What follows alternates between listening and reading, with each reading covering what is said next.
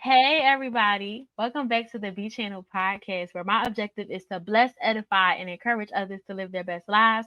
I am here today to have an impactful conversation about black men and mental health. And AJ, do you want to introduce yourself to the good people and let them know who you are? My name is AJ Jones. I am a mental health advocate, future therapist. I'm also an author, freelance blogger, freelance musician, freelance journalist, if you will. And I'm also a historian. I'm really big on I'm really big mental health advocate. I myself went to treatment uh, actually a year ago. So I, it is probably one of the biggest game changers. Yeah, it's a game changer. It's life changing. So, what do you think about when I say the phrase black men and mental health? What's the first thing that comes to mind for you? Man, in a lot of black circles, it's in a lot of black male circles, it's not really talked about a whole lot until you are in a situation where you have to make or where you make the choice to uh take care of your mental health and actually have to do it. But it's not really talked about. And then on the other side of it, most people don't even ask guys how they're really doing in general. Guys just work, work, work, work, work. And then if they're having thoughts, you really don't know what guys go through because normally we don't really talk about it. We just don't. And I'm gonna say I'm just gonna say it really hasn't been talked about until maybe the last 8 to 10 years. And during that same time, I got out of the military around that same time. So yeah, Mm.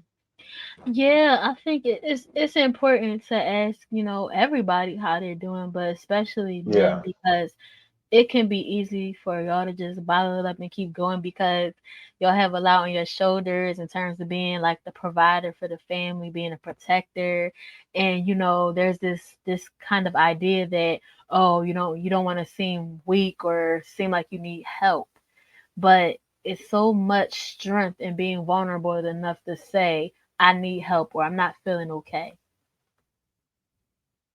man, I totally agree, and I've lived it. You know what I'm saying? And then and you know what? I was just thinking about this a few days ago. Out of all the black television shows that we watched growing up, Fresh Hmm. Prince of Bel Air, Cosby Show, even dating back to Sanford and Son, nobody ever asked how the Family Matters.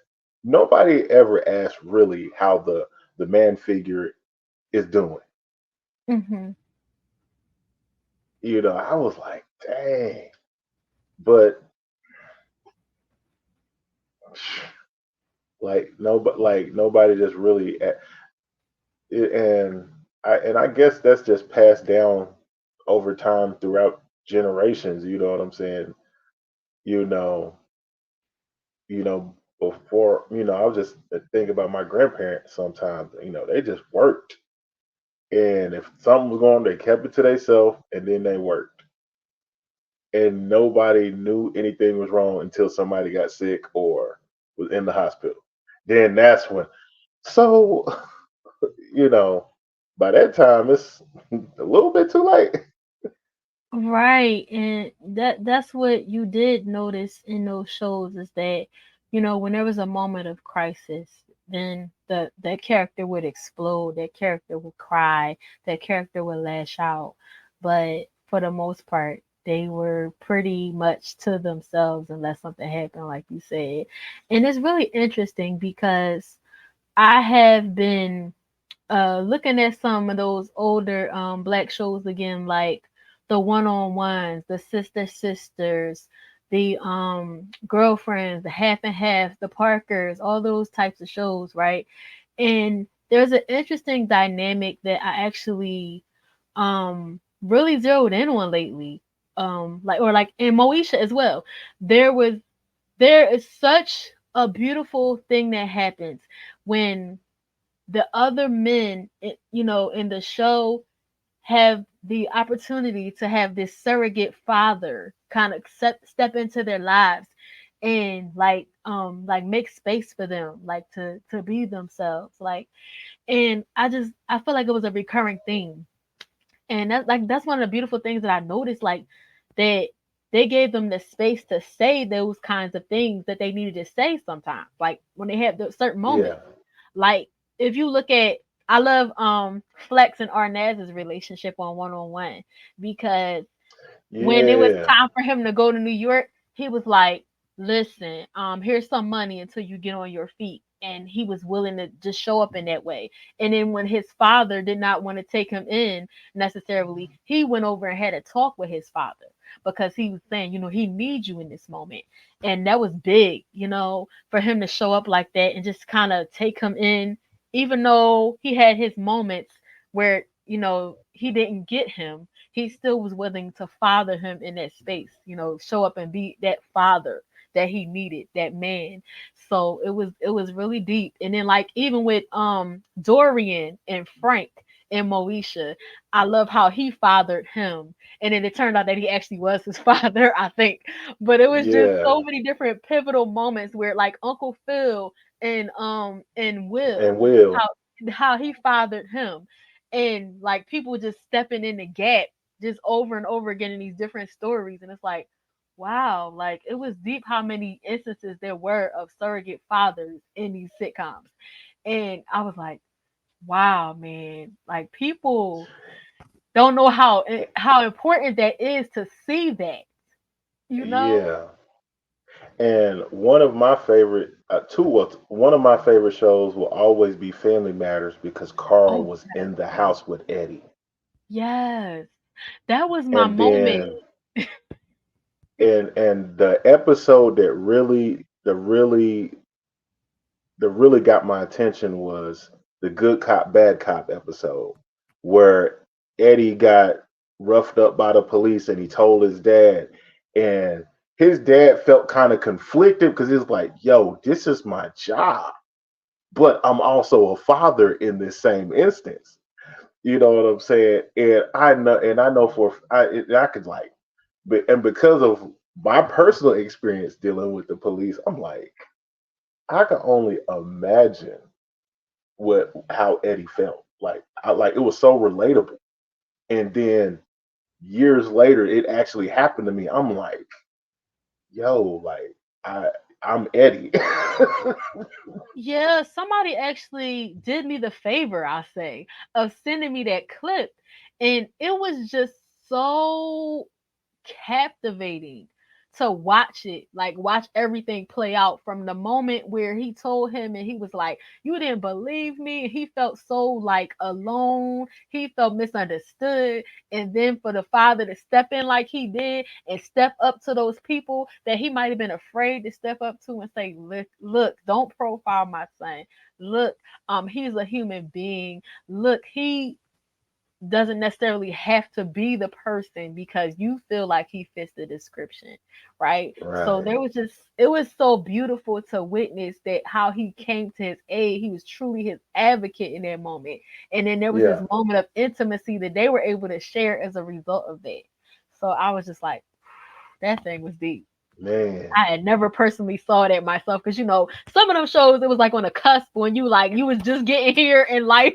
So I'm like it was like 80s, like it was early, like times for me. So I'm like, Yeah, oh, it's like it's coming back for me to be able to like really take it in because I wasn't able to watch it in real time like that. right. Man, to watch like to watch it in real time, like mind you, so I'm probably on this episode, so this was probably what 90, this like mid 90s, mid to late Mhm. 90s. So I'm probably leaving middle school, getting ready to go to high school, and watching it real time, like I felt myself getting angry back then. And then let's just fast forward to 2009 when I had my situation with the police. Mhm. Like those exact same emotions and feelings were right there. And I was like, and I remember the day after everything, and I actually had, my first moment when my emotions wasn't just super high, and I was like, that was the first thought that came to my mind that episode, Mhm. and it was, man, like that was something else. Mm. It's like to watch that and then to go through it personally in real time, man. to You can't duplicate that. Like you can't. Right. It almost takes it up a notch, to be honest. Right. So I'll have to ask you, what do you think that people get wrong when it comes to the conversation about black men and mental health? Um, one thing that and I remember right. Here's what's crazy. So even after my incident, I knew something was off when I first got comfortable talking about it. Mhm. When soon as you start mentioning mental health, people automatically assume that you are crazy. That assumption just comes off rip. And that's part of the reason why a lot of guys they just don't say anything because they Mhm. don't want that crazy stigma attached to them. And Mhm. then plus the people that don't look like us, they just assume all of us are that way anyway. And Mhm. so it's almost like it's pretty much a double-edged sword. It's a catch 22. It's a slippery slope. It's all of those things in one. And so most guys will just choose to just chalk it up and not say nothing and just suffer in Mhm. silence, which that's a that's a I would advise against that. You know, that's just me personally. Suffering in silence is a Right. no go. Right, because when you hide something, you can't heal it. You know, what's hidden is like it's a secret and there's shame attached to that. So when you're willing to open up and share about it, it brings it into the light and then you can feel like you're supported, you know, more so Yeah, than like but it's hard like you said because you have this stigma that's been attached to it for so long. And it's even crazier to tie back in that cop piece because there needs to be a distinction when people come out to see about people. Like when they're calling the cops, people are calling the cops and people are having like mental disturbances and it's getting them killed. And I just think that it's so important that there is some type of coalition or some type of a team, a task force put in place where it's social workers, it's mental health professionals, people without guns, people who have the knowledge and the wisdom and that insight so they can say, oh, this is what's going on with that person. They don't need to be taken down. They don't need to be right, right. assassinated because they're having a mental health issue. They need support. So that's one And of the things that really hurts me. I'm so glad you brought that up. So two cities in Texas, and I'm not talking small cities. I believe Austin, Texas is one city, and I want to say one a couple.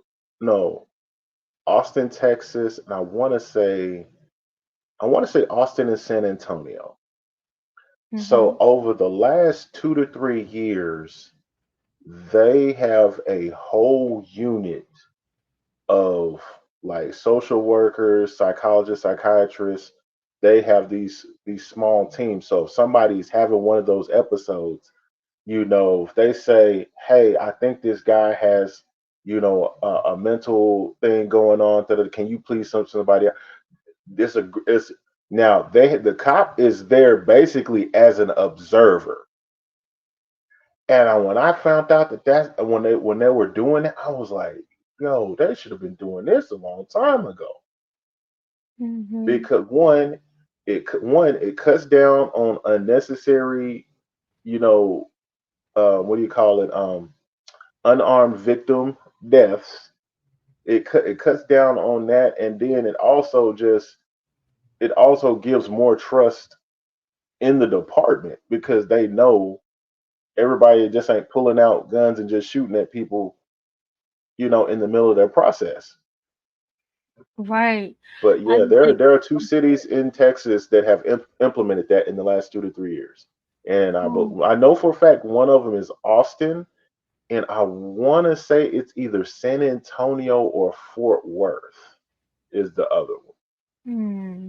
I really hope that there'll be a blueprint for other cities to follow and really just take that on because it would help a lot, and not just for black men, but black people, period, and other people of color, Yeah, and people at large, the whole society at large. Because I'm sure there are instances too that we may not hear about, you know, of our white sisters and brothers being taken down too because of mental health.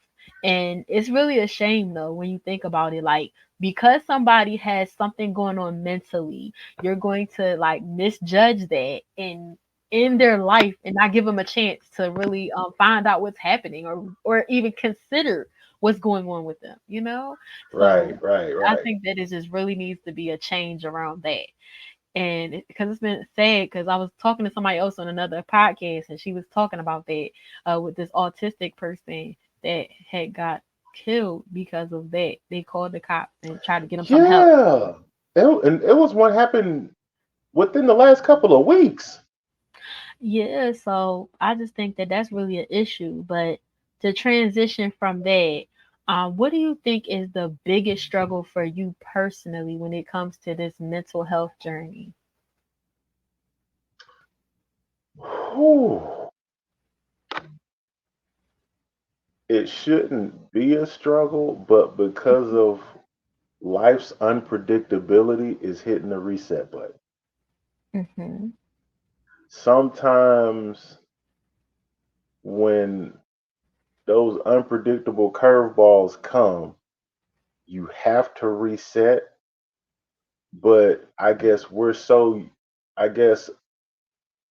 it's one of those things where in the midst of different things happening, different things changing, people coming in and out of your life, and some things coming in that may be hurtful, you know what I'm saying? You have to take your time to process those things, Mm-hmm. and then you have to make adjustments and you have to move forward. And then when you move forward, you got to hit that reset button. And sometimes it takes a little, depending on the situation, it takes a little longer to hit the reset button, but you have to hit that reset button. Because if you don't, you're going to end up repeating the cycle. And then nothing will change, or things will probably stay the same if you don't. That's the thing. That's the, I, that's probably the, to have, like, to hit that reset button and then this happened and then you're like, dang, I gotta reset again. But you have to, you know what I'm saying? And that's the thing. A, a lot of people a lot of people just don't like change. They just don't like change. You know what I'm saying? But in order to move forward, to get to go higher in your life or to get where you need to be in your life, you have to hit that reset button. Because if you don't, you're gonna be stagnant. So What are some practical tips on how you would actually reset? All right. Um. Okay. So one number one, I have. I'm one thing I do is journal. Hmm. That's one thing I do, and then as an as a means to express how I'm feeling or what I'm feeling, depending on my mood, I may pick up my sax and play, or I just might start writing or get into just start writing poems. You Hmm. know what I'm saying? Just expressing the situation out. You know what I'm saying? So, you got the journaling, then you got the artistic expression. Third, talking to talking to somebody, whether it be a therapist, uh, a spiritual advisor slash mentor. Those are the three things that I use to hit that reset. And the other thing is, well, four things. The other thing that's most important, taking time to taking time with yourself and actually praying and processing everything that's happening and everything that that you have to do. Hmm. you know you have to process everything, and you have to process everything, because if you just can't let things fester or just leave things undone, because you Right. have to do all of those things to move everything forward in a progressive life. Yeah, that's so true because it's a you need an outlet. Yes. I don't know why I couldn't think of that word. I don't know why. I was like, because I'm sitting there and I'm like, outlet. Yes. And well, that those are my ways of resetting. And some people might, okay, get out the house or go to the gym or something like that. Well, that's another thing, that just getting out, this if you even if you just walk down the street and come back, just simply just getting out the house for a little bit, just a little bit, you know what I'm Mhm. saying? Just walk around the backyard or something, walk around, just that, just little stuff like that that actually mean a lot. Listening to music, you know, don't not, and that's another thing that you really have to be careful when you're trying to reset. You can't listen to the wrong type of music. I'm Okay. always listening to relaxing, positive, inspirational, just stuff like that. You can't be you, you can't be trying to reset and you listening to No Limit, you know, Right. blank them other dudes, Right. no, that's a recipe for disaster. Right. But Yeah, man, man. I was just like, and I just thought about when I was in college, like, you know, I just remember just I remember just even one of my freshman year, this dude that stayed across the hall from me, his girl broke up with him, and he was just listening to he just Tupac, Me Against the World. I'm like, dang dude, she wasn't trying to kill you, man. I understand that you hurt. Listen to something else. Like, Right. it's like that. And that's another. Yeah, we can get into that earlier because um, yeah, music therapy. We can get Yes. into that later. So I have to ask because I said this was about black men and mental health. How can women, as a whole, and black women be more supportive? Man,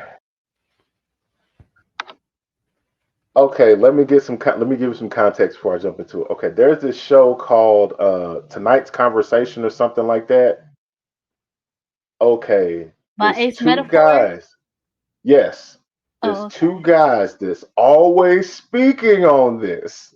And every time they speak on this, it's always the same two or three ladies on the panel that prove their points in exactly what they're speaking.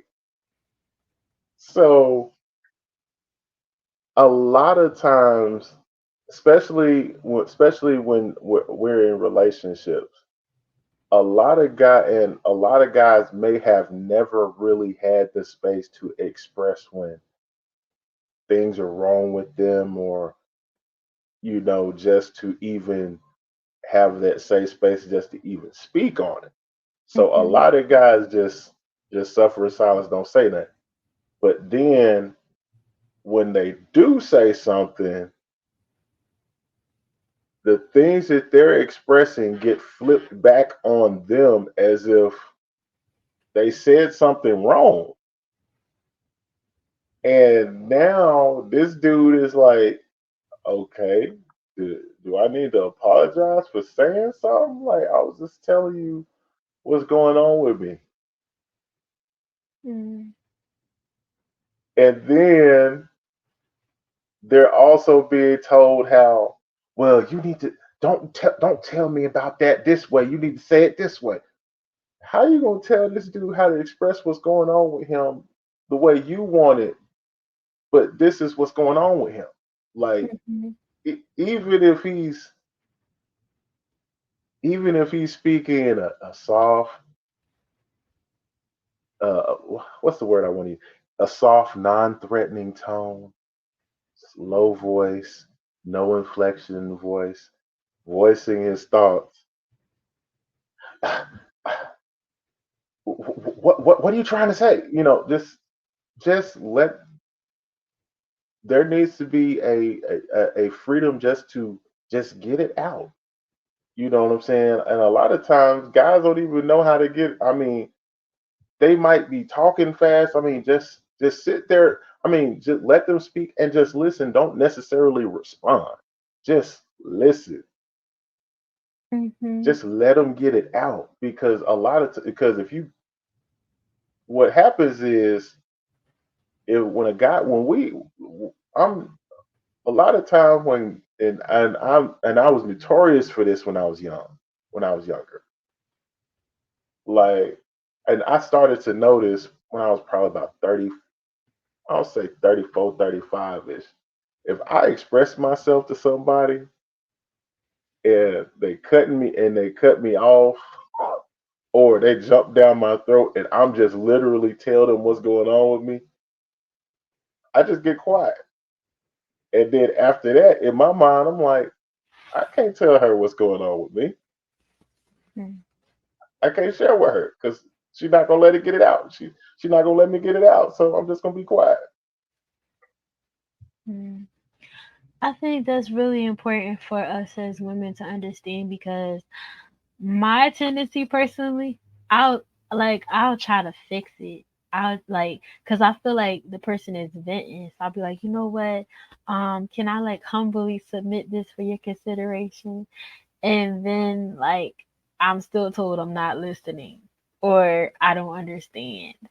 But it just comes to a point where somebody says something over and over again and you're like, well maybe you need to look at you.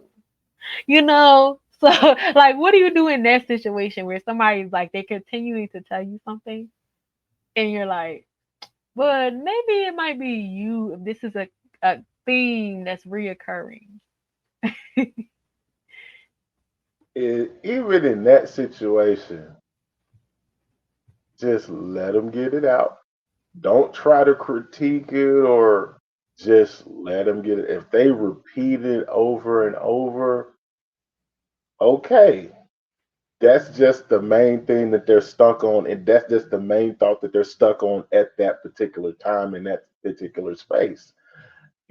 But that's pretty. Then if that okay, if they keep repeating that, okay, that probably is the source of what's going on. Got it. Right. It's just like in different situations though. It's like at Yeah. different seasons, like this is your refrain. So I'm like, well, maybe it's something that you need to look at within. And like, cause then if I say something, it's like I'm coming at you and I'm not listening and understanding. I'm like, sir, you literally said this same thing like 20 times in 10 different ways. So it's like, what am I supposed to do with that? Just keep on not saying anything? That's what I'm trying to figure out. Here's the thing. Like in the moment, don't say anything. Right. Give it a couple of days, and then, hey, I want to talk to you about something. Remember when you was talking to me about this, and this? Hmm. Yeah, let's talk about this because you kept hitting on this particular point, and then you go in. Right. I think that's my tendency. I try to be the therapist. I'm like, so now, like in this moment, I'm like, okay, now you could be my therapist.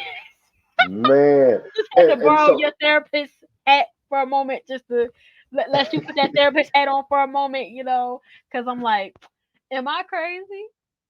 Because I want to like offer advice and like and try to you help. and you want to know what's crazy? Like even as a little kid, you know what I'm saying? You know, you be at gym class, y'all be out playing, and then somebody just come up to you, start talking to you, like, dang, that's what you're going through at home? I'm like, golly. And then so 43-year-old me is like, and I actually have a cousin that's a therapist down in Jackson, Mississippi, and we were just basically, just bouncing, I'm just basically bouncing information off of her, you know what I'm saying, getting her input on stuff. She's like, cuz I'm telling you, sometimes I just don't be there. And I tell my clients, hey, today Ain't the day. I'm not here today. I'm here, but I'm not here today. I gotta get some stuff together. Right. Right. And I remember I remember when I was in treatment, um I went to treatment for my PTSD and found out a lot of stuff. Found out I had major depressive disorder, PTSD, and general high functioning anxiety. Mhm. I found out I had all of that. Mhm. That are they basically are as a result of the PTSD of the Mhm. event that happened. But Mhm. I had this therapist named Kathy, and Mhm. one of the first things I'll never forget, this was like my first group session with her. And she came out and said, she was like, if your therapist doesn't have a therapist, find another therapist. Wow. I love that. I've heard that before. Like they gotta have somebody to unload on too, all the stuff they're taking on Yeah. board. Oh, yeah. She said, if your therapist don't have a therapist, get another therapist. Yeah, like who And they're supposed to process with. right. Oh, and then so I have a friend. At one point we were talking in a relationship since this was probably like, ooh, this is probably like 2010, 2011, 20, somewhere between 2010 and 2012. Mhm. Now, she's a therapist. Now, we actually started talking after her divorce. And then uh her ex-husband ended up passing away. Oh my goodness. And then the husband that she had, so we stopped talking for like maybe a couple years, and we reconnected, started communicating, but she was married when we started recommunicating. Next thing you know, she ended up divorcing that guy. And I remember plain as day, I'm like, hey, um, and I can't remember some. Oh, I call she called me and I didn't respond back in a reasonable amount of time. She just went off on me, and I'm like, you still grieving over your ex-husband passing. Like, you Right. need to go get some help. Now, she's a therapist. You know what Right. she tells me? But I'm a therapist. I know I know what I'm doing. I'm good. No, you're not. And literally, I can tell you two that 20 this is 2015, 2016. I literally cut her off and haven't talked to her since. Now, yeah. no, let me rephrase that. We've texted, but Right. actual phone calls Right. haven't happened since. Yeah, I think that it's important that people take the time. Like, cause a lot of times when somebody passes, they'll go right to the next person because it's too much to be alone. And some people don't like to be alone. They naturally need to be in a relationship. So then like the next thing is like, oh, let me just get with this person. And then because they haven't dealt with the grief, they're taking that into the next relationship and that affects how Yeah, they operate within that relationship. And then it's just a cycle until they address it because you can't look at the fruit, you have to look at the root. right. Absolutely right. But I was like, Yeah. man, this is some craziness. But Yeah, I like, yeah, mean, you gotta be humble, I guess, to be a therapist, right? man. Like, and I kind of shared that story with that particular therapist, Miss Kathy. Mhm. I was like, I was like, hey, you need to get some help. You lashing out at me, and all I did was Miss a phone return your call. call late. Like, you need to get some help. Yeah, it be the small things they lash out at you about, but it's never about the thing. It's about something else. Yeah. So, to add on to the previous question, how do you think that society as a whole could help be more supportive of the mental health journey? Uh, we gotta. We have to normalize. We have to normalize people getting help. That's number one. Number two, we got to get rid of the stigma and the shame Yeah. because um, those. I think those two are probably the. I think the stigma and the shame that comes with asking for help when it comes to your mental health. Those two things are probably the two biggest things that keep men silent, or just people in general. Because a lot of times, most dudes just gonna rock with it and be like, all right, cool, all right.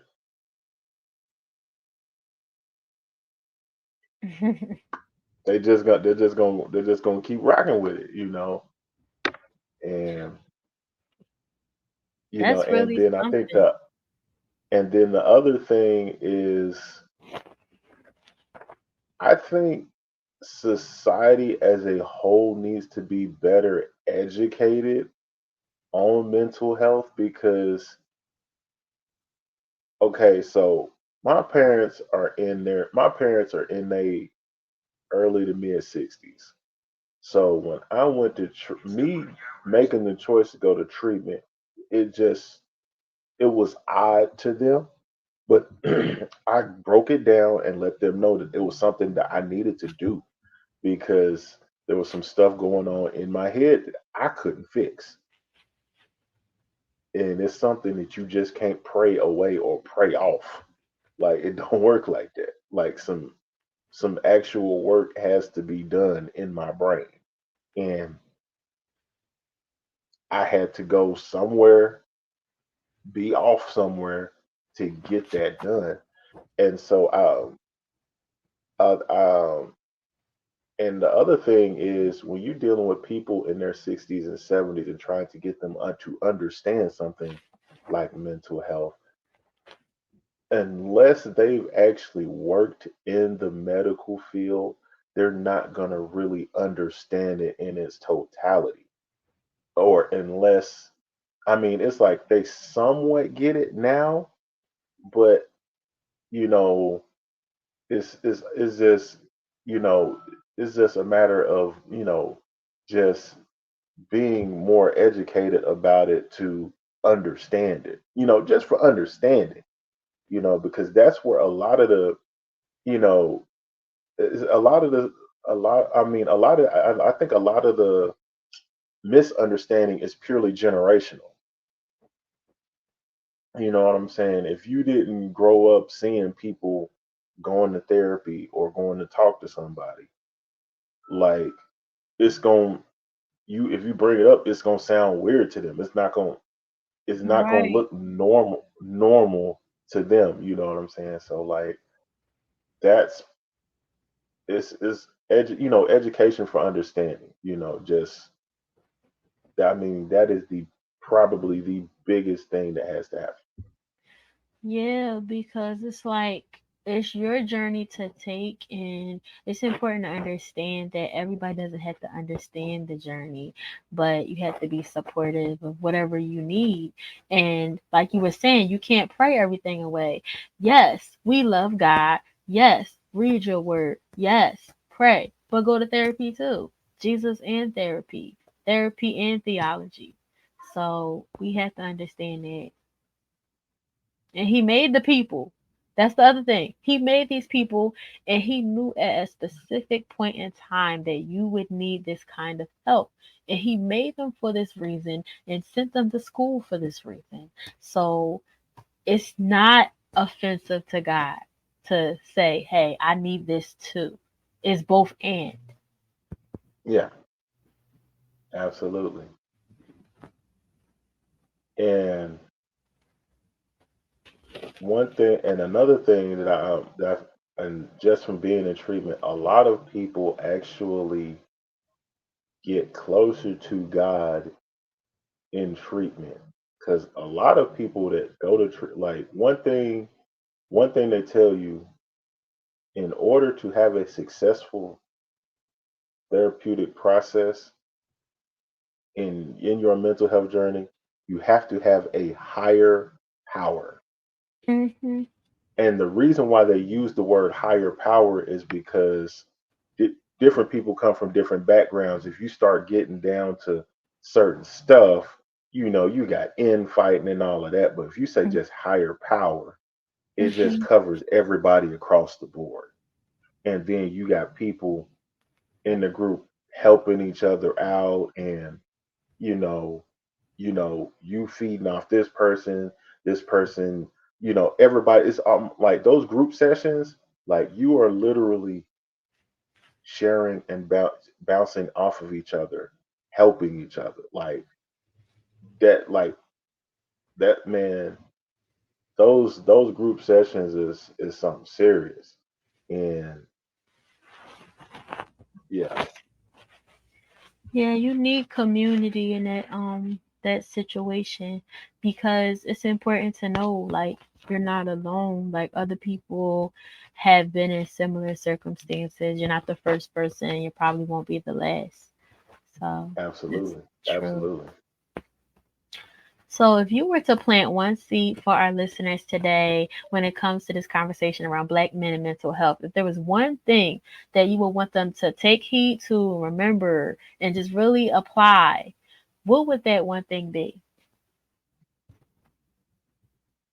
Do not be afraid to speak about how you are feeling. Like once you start speaking it, like you said earlier, once you start speaking that thing out, the light is on that thing. Hmm. See, the more you lock it up and keep quiet, that thing is under a veil. And then it's one of those situations where if you have something under a veil, somebody could walk around, somebody could walk up to you and take that veil off. Now, it's different when you've already put light on. But if you're keeping this veil on, you can be exposed unintentionally. And I think that's part of, like, it's almost like, in church sometimes you hear people say get naked for God. You know what I'm saying? God knows everything. God created you, so he knows everything about you. He knows what's going on in your mind, you whatever. Knows everything in your heart. But when it comes to this mental health stuff, you hold on to so much, and people are afraid to people are afraid to put light on themselves.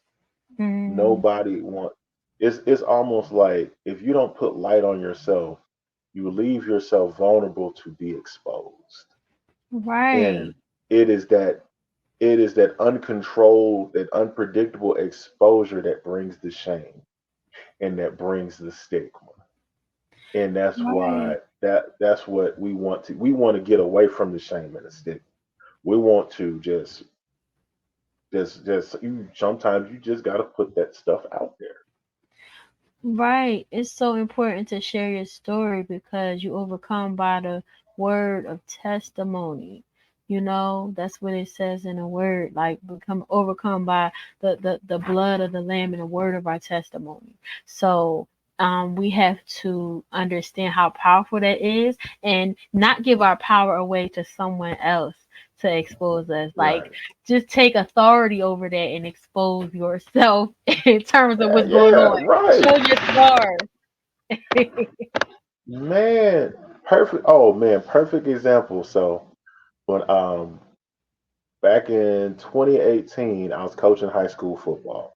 Mhm. Right before the season started, well, I would say spring semester of the last school at the end of the school year, I got diagnosed with Crohn's disease, like, I would say the week before spring break, or was the week after. It was the week after spring break. Something was going on with me. I went to the ER and I was diagnosed with Crohn's disease. Mhm. So fast forward the end of July 2018, just Mhm. finished the last practice. Like, I was so exhausted from I was just so exhausted and so tired because it was just, it was like it was one, I was having I was having these sharp pains in my stomach all the time. I Mhm. felt bloated, Mhm. and I physically felt bloated. Like, this wasn't no air. Like, I physically felt bloated, and I'm like, why am I feeling bloated? And the crazy part about it, I'm on the scale, like, I'm losing weight, but like, where the heck is it going? But I feel so bloated. Mm. So I go to sleep one night, and I'm tossing and turning for hours and hours and hours before I get to sleep or whatever. So this one day, like, the pain was so bad, it was bringing tears to my eyes. So I hit my roommate up. I'm like, hey man, I need you to take me Mm. to the ER. And something told me to pack a bag with a few extra days of clothes or whatever. So I Mhm. get to the ER, and I had went to the ER maybe, uh I want to say a week a week prior, whatever. And the young just so happens the young lady who was the front desk at the other ER worked at the front desk at this ER. Mhm. And I guess she remembered me, went straight to my chart at this hospital, and I signed my stuff in. And soon as I gave her the paperwork, I'm getting ready to sit down. Hey, Mr. Jones, go to observation room 3. So I go in there. I'm probably in there less than 10 minutes, and this dude comes in there with an ultrasound machine. And so Mm. he do an ultrasound on my stomach. He goes, whoa. And I'm like, what's that? This dude does this right here. He The little hand thing, he puts it on the side of the machine, takes his gloves off. Mr. Jones, I'll be right back. Please don't move. And I'm sitting. Soon as he walks off, I'm like, I'm gonna be here for a while. I'm gonna be here for a while. So he comes back with the physician on duty. Mr. Jones, your insides are 2.5 times normal size. In the next couple of days, we're gonna have to give you a colonoscopy and we're gonna have to do emergency surgery. Oh my We goodness. found a blockage. So I had a blockage in my intestine, and the blockage was infected. And the Oh my blockage, goodness.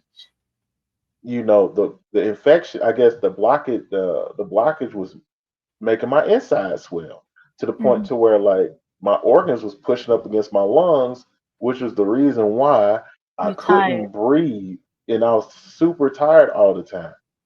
And so from the time I checked in to the time they sent me to the room, I was in a room on the eighth floor within 35 to 40 minutes. Mm. Wow. That was quick. Yeah. Because you know you And could I be was in just, MCRs for 12 hours. man, mind you, this is pre-pandemic. This is like 2018. Hmm. This pre-pandemic. And I was just like, man, so so they're gonna give me a colonoscopy and they're gonna do an emergency stomach surgery. So they Mm. prep me. So they do the colonoscopy, and I saw the block. This thing, so it was baby. So about 6 inches of my intestine was swollen like Mm. this. It was like at first they said it was the size of an orange, but it was about this long. It was like an overfilled sub sandwich. It was like that, Oh, just that wow. big. So they had to go in and cut it out and then reattach A nest my of bolts. intestine. 6 inches, and I have a stomach. I had the scar on my. I had like 15 staples on my stomach, Mm. and so I was like, man, like this is crazy.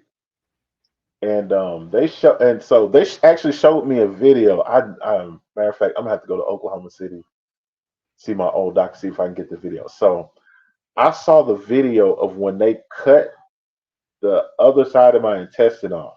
Like my insides instantly like went back to normal size within like 30 Wow. seconds to a minute. Wow. Now, that don't tell you that there is a God. I don't know what the. Man, That to is deep. actually see it on video, Woo. like I could like the lady had the scissors like or cut it and like everything just and Sounds like like a vacuum. even my breathing was better. Like matter of fact, when I came to after the surgery, it was just like, hold up. My surgery was like 11. When I woke up, it was probably like around 4:30, 5 o'clock in the evening. One of the first things I noticed was it would hurt for me to do that. Mm. That's just how much pain I was in. But oh man, like I was off for like 2 weeks. Normally as a football coach, you got to do 2 day practices and all of that. So I literally came like 2 days before school started. This is when I actually came back. It's like, yo, Coach Jones, where you been? I was like, yeah, Oh. I had surgery. It's like, oh, okay. And so um you so these players is acting up. I'm like, oh, so yeah, it was some players acting up on the field. I'm like, oh, so y'all acting up? Y'all want to see some? Mhm. I was like, don't make me. So I was like, don't get me started. And then one of the players that had been coaching that had been coaching for, was like, hey man, please don't let Coach Jones get like, hey, just do whatever he says you do. And so some dudes got to acting up, and I just lifted my shirt and showed my staples. Like, oh, why'd you do that? And Hey. I was just like, I literally was just showing my scar. Just like, hey, you don't want this. Like, Right. I'll just flash him the scar. Let people know. And I'll never forget. I remember I was heading home. I remember just walking through the locker room on my way out. Hey, what happened to him? See, y'all ain't even paying no mind. They was just acting like it was a normal day. Like you said, you went to the Yeah. store. See, that's really important that people see your scars. Like that was a literal reason. Like that was a real, Yeah, like a literal, like explanation of why. Because if you don't, everybody would just assume everything is okay and they yeah, take it like nothing is happening. So once you show them, they have no choice but to look at that and say, "Wow." Like and ask questions, if they're a curious person and they have compassion yeah. for you, you know? And matter of fact, I want to say Thursday night before the game, we have our team dinner and whatever. Mhm. I actually shared what was going on, and Mhm. I showed the pictures. I was like, "Yo, uh, wow!" It was like we didn't know you, and I had to, that was also like my first time when I was actually explaining to them what Crohn's disease was. Mhm. And I was like, oh, so we didn't even know you had. They didn't know. It was like, Coach, we didn't even know you was even going through that. I was like, yeah, Mhm. Wow, that's deep. That's really something. Thank you for sharing. And I was like, I want to know how he gonna bring this back around, but that's true. You gotta show them staples, them stitches, those scars where you been cut so people can see. Okay, this is what's going on. This makes a lot more sense now. Because sometimes, people are not going to, really understand you fully.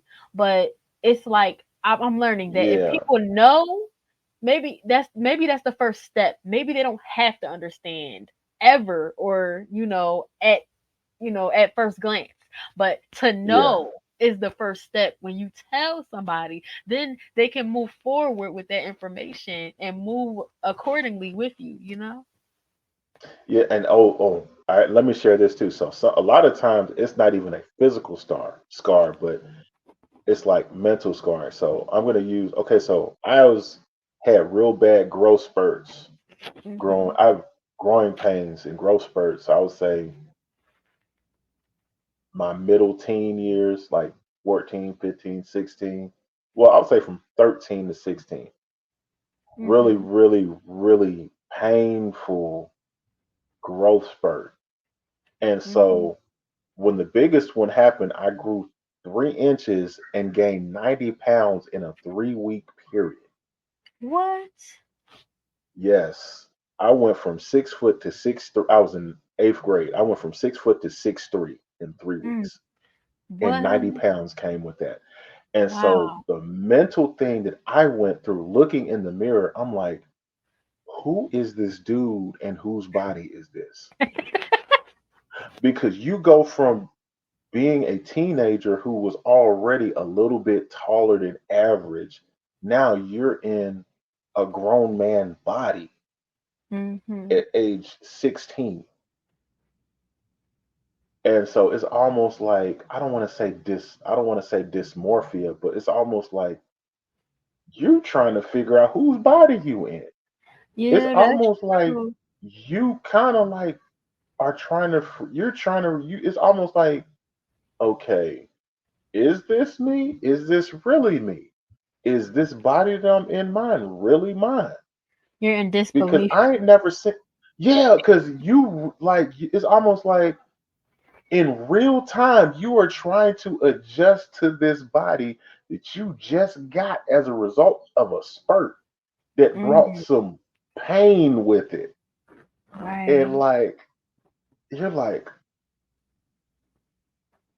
what's going on here? Like you and then the other stuff with it, like when you go through a growth spurt like that, your Mhm. center of gravity is not gonna be where it's at. So you're gonna have some times when you just randomly walking and just fall. There Whoa. was some like like I'll never forget it was my first couple weeks back at school. I'm walking to my classroom and I didn't trip over my feet, just fell. My equilibrium center of gravity was my body was still trying to play catch up. Mhm. All this height and And all this weight, it just came out of nowhere. yeah, I went like what went from 6 foot 180 to 6'3", 290. Oh my goodness. Mm. I'm sorry, 6 foot 190 to 6'3", 280. I'm Uh, like, Wow. Mm. Like it's almost like what in the world? Like you know, you really don't. And like my parents tried, like they tried their best to how to help me through that because they was learning on the fly just like I was. But all Right. they could really do was just be there because that didn't come in that wasn't in the kids man. That's not in the Okay. having a child manual. Right. Strange things happen sometimes. Yeah. And That's so wild. and I remember I had a guy. I spent a lot of time with the guidance counselor the last part of my eighth grade year because she was like, "This is normal. You guys." She was like, "You like most females have their stuff usually between fifth and seventh grade. You know that time span when they're in fifth and seventh grade." She was like, "You guys, it comes later for you guys. So this is normal." I'm like, "All of this." Right. Now, what got my attention, you know, Anthony Davis that plays for the Los Angeles Lakers, Mm. Did basketball he play player. for the Celtics before? No. I'm thinking I about the know other you. guy, Baron. That's who you think about. Okay, no, not him. So Anthony Davis Mm-hmm. was a 6'3" guard. His Mm-hmm. senior year of high school, over the summer, just between the spring and the summer, he went from 6'3" to 6'11". What? Yes. Oh my gosh. And I'm like, man, I He must kind have of some really understand where he. tall people in his family. It is. I was like, when I heard his, I was like, that sounds very familiar, but just not that amount of inches. Right. That's a lot. Like Wow. I stopped at 6'5", Mm-hmm. and I remember I'll never forget the doctor said, well, he's gonna be somewhere between 6'4" and 6'7" when he's done. How they I was know? like, That's what I want to know. How do they determine that? um, you know, my mom and dad's genetics, Right. They just my kind of. growth plates, everything that was going on, Mm-hmm. and he was spot on because I stopped at 6'5". That's deep. My dad is 6'6". Oh, so you was right there in the middle. Yeah, my me and my brother are both 6'5", and Oh. he hadn't. Now he had growth spurts, but his was nowhere near my brother's was a breeze in comparison to mine. Like I was Mm. in legit pain, like for real pain. Mm. I had them slow, dull, sharp. Some days it was dull pain, some days it was sharp. All my joints at the same time. Mm. My brain pounding out of this world because all that pain is going on in all them places at the exact same time. If you Mm. move too much, it just get worse. So laying in the same spot in the bed for 12 to 18 hours at one time, Mm. Wow. you can't That is like deep. yeah, like that's like just going through that. It's you can't necessarily just explain that to somebody. But Right. my science teacher actually, so my science teacher would actually bring homework to the house or whatever. And so once my science teacher talked with my mom, Mm-hmm. she actually kind of flipped her lesson plan around and was talking about like the different growth phases in the human body or whatever. Mm. And so she actually talked to the guidance counselor and oh yeah, this is what's going on with him. Ta-da. So when I was having my little falling incidents and stuff like that, I was just like, I don't want to be. I was like, I don't want to be messed with. I don't want to be. I don't want to be in the classroom. Like she just had me the guidance officer. Hey AJ, this is kind of normal for you Mm-hmm. guys, but you know what I'm saying. It's just happening a little Right. more. It's she was like your situation's just a little bit more different than everybody else's. Nobody's going through the pain that you're going through. Right. And That's deep, so really, because you a kid and you don't know. You're not expecting all that to happen.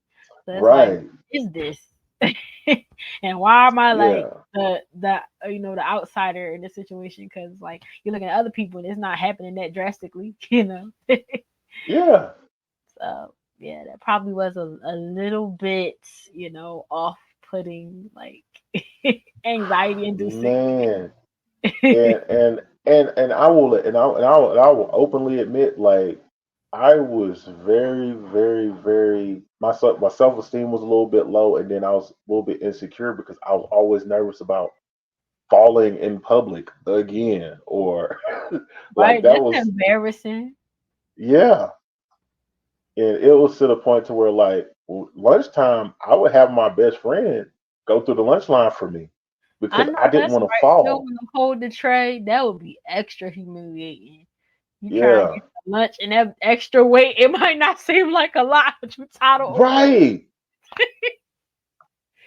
Child, no. But so to wrap this up, do you have any projects that you're working on currently? I am actually halfway finished. Actually halfway finished with my mental health book. It's called Mhm. Defeating Thanos: The Mhm. Trials and Triumphs of a Mental Health Journey. And I just started working on my own story. It's called Tall Kid in a Southern Corner. And my poetry book, the Black Book, is already done. I'm just looking for a publisher right now. Said So tall yeah, kid in a southern corner. Tall Kid in a Southern Corner. Oh my good. Matter of Okay. fact, I could have. Oh my goodness, I didn't send you a picture of the cover. I did not. Oh, Okay. let me, hold up. Yeah.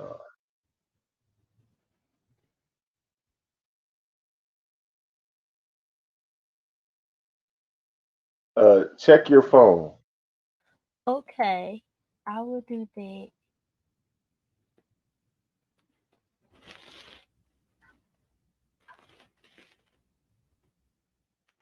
Okay. We'll be sure to include the picture of the book so that people can see that.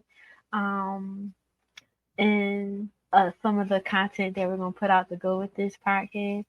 And also, just for the people, how can they get in contact with you? Just to say it for those who may be listening and not watching, because I'm going to put the information right here. All right. You can follow me on IG at the 107 Saxman, Mhm. the Real Chocolate Life, Mhm. on TikTok, the 107 Saxman, and on Mhm. Twitter, the 107 Live Show, the Mhm. 107 Saxman, and the Real Cocoa Life.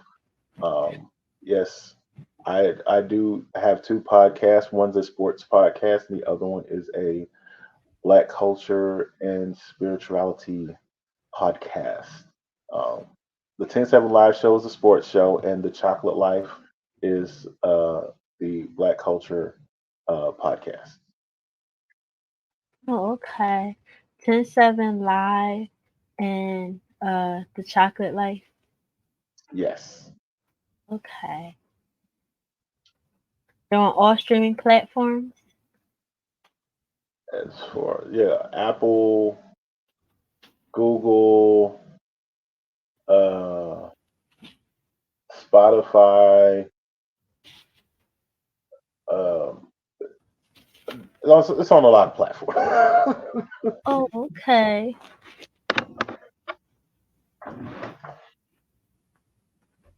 Okay, I appreciate that. So everybody knows where to find him. All his information will be in the comments below or in the description below. And I appreciate everybody taking the time to watch this. And thank you, AJ, for joining me. And No problem. and I just hope that y'all are blessed by this episode as much as we had fun making it. And make sure y'all like and y'all subscribe, y'all comment, leave a review, a rating. And if you want to find more content like this, please follow me at B Channel 27 on all She platforms. makes great content. We have Oh, great conversations. oh, I appreciate that. Thank you so much again for tuning in, and peace and blessings. Until next time, y'all.